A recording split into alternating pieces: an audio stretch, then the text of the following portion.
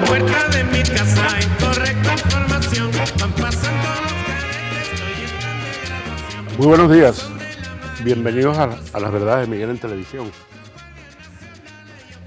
Hoy es 13 de octubre. Hace unos años atrás, comenzando el gobierno bolivariano, por estas fechas, el 12 de octubre, un grupo de militantes del entonces Movimiento Quinta República se dirigió al Paseo Colón y derribaron la estatua de Cristóbal Colón. Me pareció ese acto una necesidad, por cuanto, primero, Colón es un personaje de la historia. Segundo, Bolívar lo escoge como para darle el nombre a Colombia. Y si vamos a tumbar la estatua de Colón, hay que quitarle el nombre de Colombia. ¿Verdad? Bueno, ya hacer este comentario por fuera. Hoy, 13 de octubre. Sigue el tiempo yéndose muy rápido. Nosotros vamos a analizar hoy un tema por demás un tanto delicado, un tema para muchos tabú, que es el tema que tiene que ver con los militares. En nuestro caso, los militares venezolanos. Son pocos los países donde el poder militar está realmente supeditado al poder civil. Inclusive, por más que busquen ocultarlo, en los llamados modelos de democracia occidental, los militares tienen la última palabra. Una conducta que quedó en evidencia en octubre de 1962 con la crisis de los cohetes, esa que registra la historia, una crisis de los cohetes por unos misiles que colocó la Unión Soviética en Cuba. En esa ocasión, tras contradecir a los halcones son los militares del Pentágono, el entonces presidente Kennedy enfrentó por primera vez cierta en los Estados Unidos la posibilidad de un golpe de Estado. Y eso que era la democracia, el modelo de democracia occidental. Quedó en evidencia que los militares controlan el poder en los Estados Unidos. Acá en Venezuela siempre ha estado presente el poder militar. Ahora mucho más cuando el papel de los militares en todas las actividades de la República ha ido increciendo. Tanto que en la llamada unidad cívico-militar, los civiles han ido paulatinamente cediendo sus espacios ante las designaciones castrenses hechas por el propio Ejecutivo. Todo bajo el pretexto de la seguridad frente a la amenaza extranjera. Los militares venezolanos tienen una mayor presencia en el manejo de la función pública, sin necesidad de recurrir a un golpe de Estado. El problema puede mostrarse cuando se quiere o se quiera devolver a los militares a los cuarteles. ¿Qué va a pasar? Si revisamos nuestra historia republicana, podremos sustentar la tesis del poder que se pierde. Durante el proceso bolivariano se intentó garantizar la supervisión de las actividades militares subordinándolas a un civil.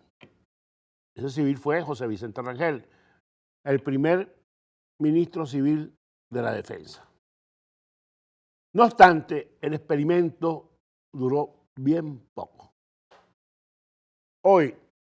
Ahora, bajo el pretexto de no permitir el derrocamiento de Nicolás Maduro, los militares han copado casi todas las actividades políticas y económicas de Venezuela.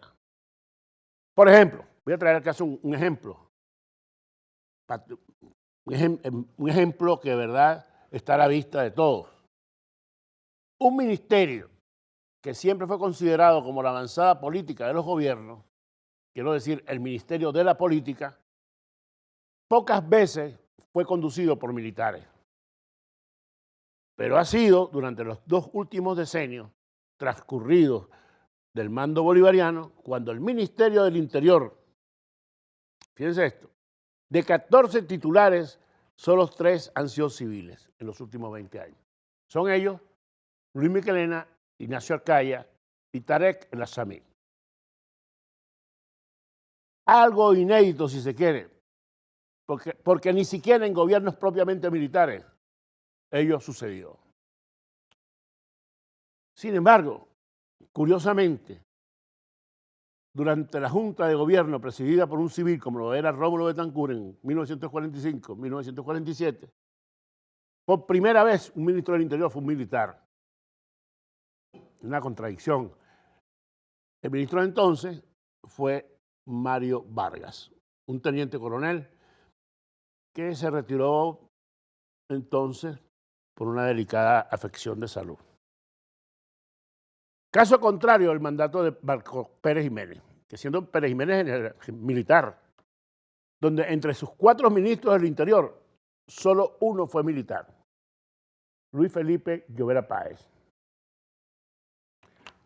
Una de las características del proceso de militarización de la política nacional es que el mismo se ha dado bajo las premisas de una institución democrática prudente.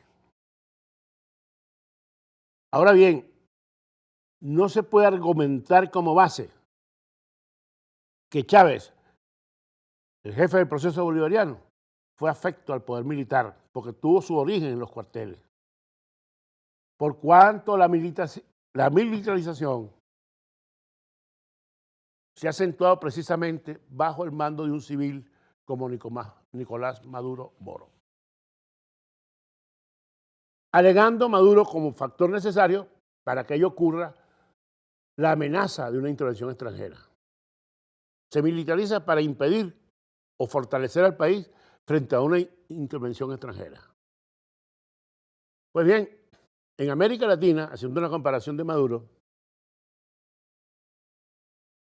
mucho cuidado con esto que voy a decir, haciendo una comparación, tenemos el ejemplo del presidente uruguayo Juan Bordaberry, año 1973, un civil, quien buscando enfrentarse a los Tupamaros, al movimiento Tupamaro, que era muy fuerte en Uruguay en ese entonces, buscando sostenerse en el poder, terminó siendo prácticamente un rehén de los militares. Algo que llama mucho la atención. Y no estoy diciendo que Maduro sea rehén de los militares, estoy haciendo una analogía. Y es interesante que la tomen en cuenta. Vámonos con unos compromisos y seguimos con el programa La Verdad de Miguel en televisión.